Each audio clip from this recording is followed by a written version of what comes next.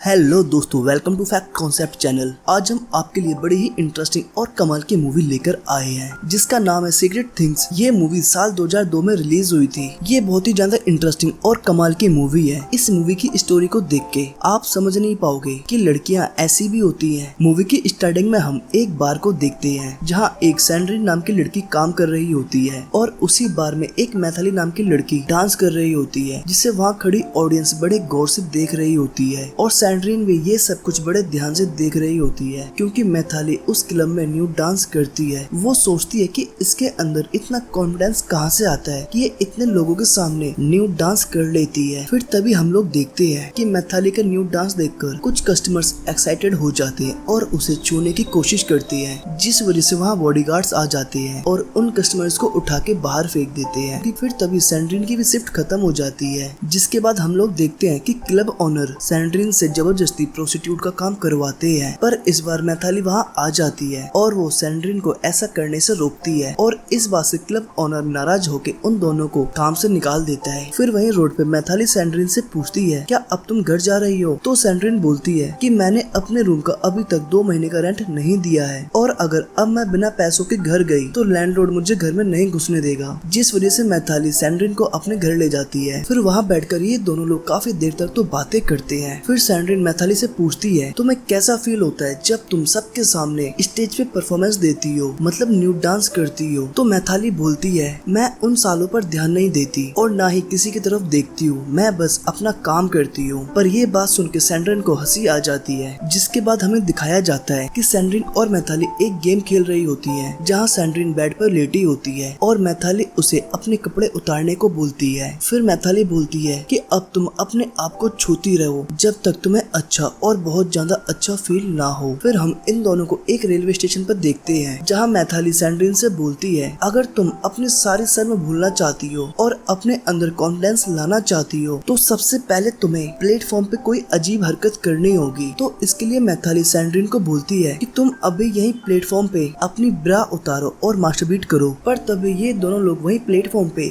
एक कोने में जाते हैं जहाँ ये दोनों लोग मास्टरबीट करने लगते हैं और एक दूसरे को टच करने लगते हैं। अब इस तरह ये दोनों लोग बहुत अच्छे क्लोज फ्रेंड तो बन गए थे, लेकिन अब धीरे धीरे इन लोगों की सेविंग्स खत्म हो रही थी। तो इसलिए ये दोनों लोग मिलकर एक प्लान बनाते हैं। ये दोनों एक दूसरे से बोलते हैं कि अब हम अलग अलग कंपनीज में काम करेंगे और हमारा मेन मोटिव होगा कि उस कंपनी के ओनर को अपने प्यार के जाल में फंसाएंगे और उनसे धीरे धीरे करके पैसे ऐंठते रहेंगे। फिर अगले दिन ये दोनों लोग जॉब इंटरव्यू के लिए जाते हैं जहाँ रास्ते में सैंड्रिन मैथिली को ये सब कुछ करने से मना कर देती है। पर मैथिली के समझाने पे सैंड्रिन मैथिली की बात मान लेती है और ये दोनों लोग इंटरव्यू देने चले जाते हैं जहां हम लोग देखते हैं कि इन दोनों का सिलेक्शन हो चुका है। जहां मैथिली को एक ह्यूमन रिसोर्स डिपार्टमेंट में जॉब मिलती है, जहां सैंड्रिन को एक स्टॉक मैनेजमेंट कंपनी में जॉब मिल जाती है। पर इस ऑफिस में सैंड्रिन अकेली लड़की होती है, मतलब इस ऑफिस में सैंड्रिन के अलावा कोई भी लड़की नहीं होती, जिस वजह से वहाँ के सारे आदमी सैंड्रिन को देखते रहते हैं। पर उन्हीं आदमियों में से एक आदमी से सैंड्रिन की दोस्ती हो जाती है। फिर एक रात वही आदमी सैंड्रिन को उसके घर छोड़ने आता है, जहाँ पहुंचकर वो आदमी सैंड्रिन को किस करने लगता है। पर सैंड्रिन उसको रोक देती है और गाड़ी से उतर जाती है और उसके जाने के बाद सैंड्रिन देखती है कि उसके घर के बाहर एक और गाड़ी आई है और उस गाड़ी से मैथिली उतर रही है और मैथिली उस गाड़ी में बैठे आदमी को किस करती है। फिर घर आके सैंड्रिन मैथिली से पूछती है कि तुमने उस आदमी को किस क्यों किया था? तो मैथिली बोलती है, यही तो लड़कियों का सबसे बड़ा काम है जिससे सभी आदमी उनके प्यार में फंसे रहते हैं और वो जब तक चाहे उन्हें लूट सकती है। फिर अगले दिन ऑफिस में सैंड्रिन अपने बॉस के साथ फ्लर्ट करने की कोशिश करती है। फिर कुछ दिनों बाद सैंड्रिन अपने बॉस की चेयर पे बैठ के मास्टरबीट करती है। पर तभी वहाँ उसका बॉस आ जाता है और सैंड्रिन उसे देखकर अपने आप को नहीं रोकती। फिर ये दोनों लोग वहीं ऑफिस में एक दूसरे में खो जाते हैं और इस दिन के बाद ये दोनों लोग अक्सर ऑफिस में ही इंटीमेट होते रहते हैं। फिर एक दिन सैंड्रिन का बॉस उसे शॉपिंग करवाने के लिए ले जाता है, जहाँ ये दोनों लोग इस बार सड़क पे ही इंटीमेट होने लगते हैं। फिर एक दिन सैंड्रिन को मैथिली के रोने की आवाज सुनाई देती है। मैथिली दरअसल इसलिए रो रही थी क्योंकि उसे लगता है कि उन दोनों के बीच अब पहले जैसी दोस्ती नहीं रही है। जिसके बाद सैंड्रिन मैथिली के साथ उसी के रूम में सो जाती है। फिर अगले दिन सैंड्रिन के ऑफिस में जब उसका बॉस सैंड्रिन को वहाँ नहीं देखता तो वो उससे मिलने के लिए उसके घर पे आ जाता है, जहाँ गेट खोलते ही वो देखता है कि मैथिली और सैंड्रिन एक दूसरे में खोए हुए हैं और ये नजारा देखकर वो वहाँ से वापस चला जाता है। फिर नेक्स्ट डे सैंड्रिन का बॉस सैंड्रिन को बोलता है कि तुम चाहो तो मैथिली को भी मेरे ऑफिस को ज्वाइन करवा करवा सकती हो। जिसके बाद हम लोग देखते हैं कि सैंड्रीन मैथाली को भी उसी ऑफिस में लगवा देती है और फिर ये तीनों लोग उसी ऑनर के ऑफिस में जाके इंटीमेट हो जाती है। और जब ये तीनों लोग इंटीमेट हो रहे थे तो वहाँ उस कंपनी के मालिक का बेटा क्रिस्टोस अपनी गर्लफ्रेंड के साथ आ जाता है और वो इन तीनों को एक दूसरे में खोया हुआ देख लेता है। जिसके बाद वो उन तीनों को अपने ऑफिस में बुलाता है और वहाँ आकर वो उनके बॉस को वहाँ से चले जाने को बोल देता है। फिर सैंड्रीन और मैथाली को एक डिनर के लिए ले जाता है और डिनर के बाद क्रिस्टोस भी उन दोनों के साथ इंटीमेट होता है। फिर घर आके मैथाली रोने लगती है तो वहाँ सैंड्रीन आती है। फिर मैथाली सैंड्रीन को बोलती है कि मुझे तुम्हारी वजह से इन सभी लोगों के साथ इंटीमेट होना पड़ता है। हमारा बस यही प्लान था कि हम लोग अपने अपने बॉस को फंसाएंगे और उनसे पैसे अठेंगे। और ये बोलकर वो वहाँ से चली जाती है। फिर अगले दिन जब सैंड्रीन अपने कैबिन में बैठी होती है तो उसे वहाँ एक कॉल आता है और ये देखकर वो बहुत खुश हो जाती है क्योंकि उसे लगता है कि ये कॉल मैथाली ने किया होगा। पर कॉल उठाने के बाद उसे पता चलता है कि ये कॉल क्रिस्टोस का है जिसने उसे अपने घर बुलाया है। और सैंड्रीन के घर पहुँचने के बाद क्रिस्टोस सैंड्रीन को अपनी गर्लफ्रेंड के साथ इंटीमेट होने को बोलता है, जहाँ ये तीनों लोग साथ में इंटीमेट होते हैं। पर वहीं पीछे से मैथाली आ जाती है लेकिन क्रिस्टोस मैथाली को रोक देता है क्योंकि क्रिस्टोस मैथाली को बिल्कुल पसंद नहीं करता था और उसे धक्का देकर वहाँ से जाने को बोलता है। जिसके बाद हम लोग देखते हैं कि क्रिस्टोस सैंड्रीन से शादी कर लेता है और इस वजह से मैथाली अकेली रह जाती है। फिर शादी की उसी रात सैंड्रीन देखती है क्रिस्टोस भी एक लड़के के साथ इंटीमेट हो रहा है। पर तभी वहाँ क्रिस्टोस के नौकर आते हैं और क्रिस्टोस सैडन को उन नौकरों के हवाले कर देता है, जहाँ वे सभी नौकर सैडन को एक बेसमेंट में ले जाते हैं और काफी सारे आदमी उसके साथ जबरदस्ती इंटीमेट होती हैं। और इन सभी का काम हो जाने के बाद क्रिस्टोस उसी रात सैडन को महल से बाहर फेंक देता है। फिर तभी वहाँ मैथाली आती है जो खुद के ऊपर पेट्रोल डाल के खुद को जलाने वाली होती है। पर क्रिस्टोस को ये सब देख के कुछ भी फर्क नहीं पड़ता और वो वापस जाने लगता है। फिर तभी मैथाली अपनी पॉकेट से एक गन निकालती है और क्रिस्टोस को शूट कर देती है और क्रिस्टोस मर जाता है। फिर कुछ सालों बाद हम लोग देखते हैं कि सैंड्रीन बहुत ज्यादा अमीर हो चुकी है क्योंकि क्रिस्टोस के मरने के बाद सारी प्रॉपर्टी अब सैंड्रीन की हो चुकी थी। फिर वहीं मैथाली आती हुई दिखाई देती है जिसके साथ उसकी एक बेटी और उसका हस्बैंड होता है और ये दोनों लोग बातें करती है और इस तरह इस रोमांटिक मूवी का यही एंड हो जाता है। तो दोस्तों आपको क्या लगता है, मैथाली ने क्रिस्टोस को मार के सही किया या फिर गलत? आप लोग अपने आंसर हमें कमेंट में जरूर बताएं।